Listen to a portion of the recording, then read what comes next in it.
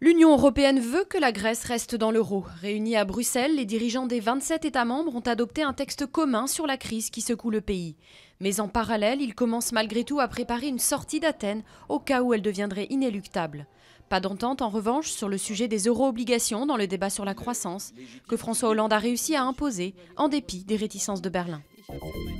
La procédure judiciaire de l'Erika sera-t-elle annulée? Une audience cruciale s'est ouverte devant la Cour de cassation.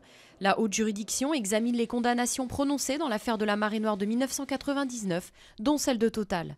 L'avocat général recommande d'annuler l'intégralité de la procédure.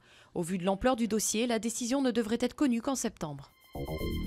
La tension monte d'un cran au Québec. 400 étudiants ont été interpellés dans la nuit à Montréal après une manifestation festive, déclarée illégale par les autorités mais tolérée pendant quelques heures. Les étudiants québécois sont engagés depuis plus de 3 mois dans un fort mouvement de contestation contre une hausse des droits universitaires.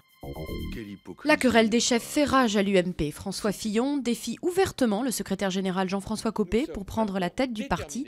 Son rival répond qu'il est concentré exclusivement sur les législatives. Hypocrite, réplique l'ancien Premier ministre, qui réitère ses propos sur l'absence de leader naturel à l'UMP depuis le départ de Nicolas Sarkozy.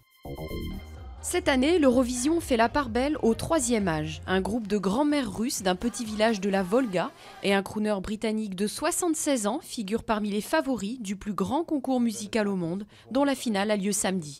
L'Eurovision, qui réunit des candidats de 42 pays, est organisée pour la première fois en Azerbaïdjan, vainqueur de l'année précédente.